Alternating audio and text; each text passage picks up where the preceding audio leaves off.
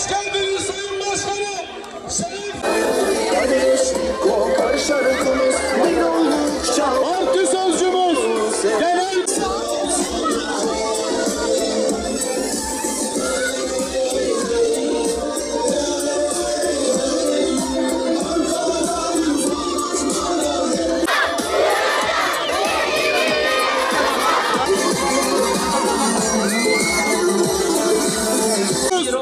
Genel Başkan Yardımcısı AK Parti Batman Milletvekili adayımız bize teşrif etti.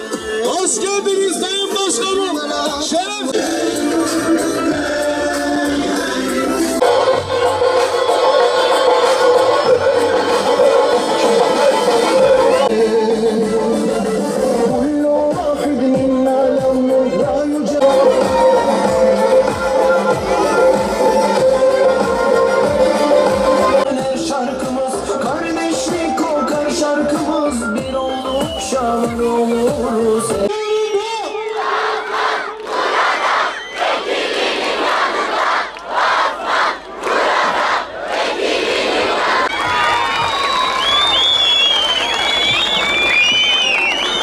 Fedakarlık yapan, dürüstlüğü ve ilkeli duruşuyla mesleğinde ve hayatında başarıyı kanıtlamış.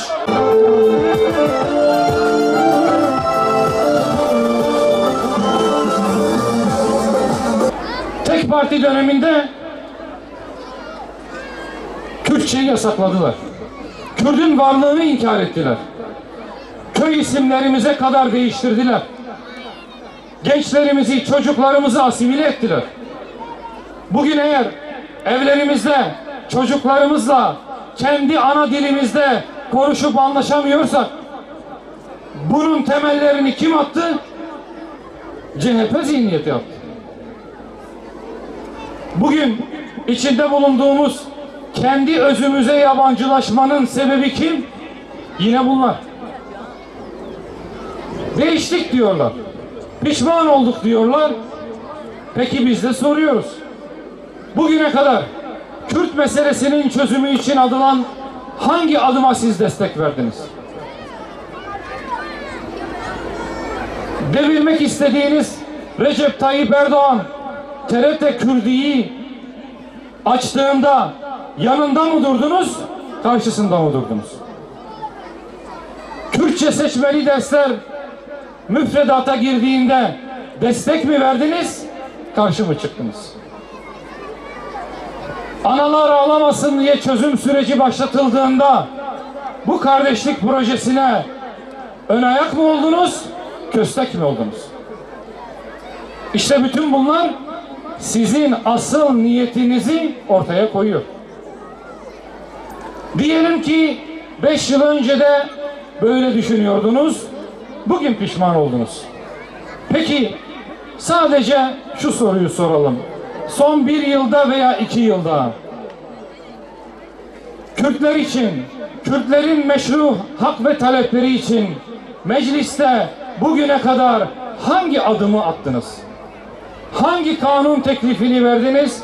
Hangi atılması istenen adıma destek verdiniz? Bunların cevabını hepimiz biliyoruz değil mi? O halde bizler bize hizmet edecek, bize dost olacak, bize yar olacakları, bize düşman olanlara, bize hayrı dokunmayanlara değişmeyeceğiz. Değişmeyeceğiz öyle mi? Değişmeyeceğiz öyle mi? Değişmeyeceğiz öyle mi?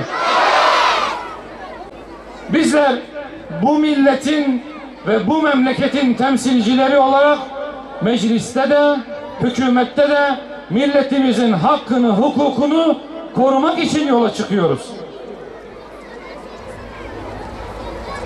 Size buradan bir vaatte bulunuyorum. Elbette bütün sorunlarımızı çözmek için çalışacağız. Ama netice elde edememiş olsak bile bunun mücadelesini vereceğime size söz veriyorum.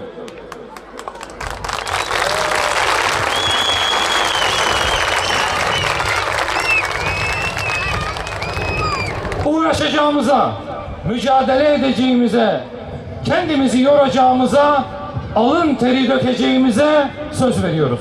Çünkü Batman emin ellerde emin temsiliyetler olacak inşallah.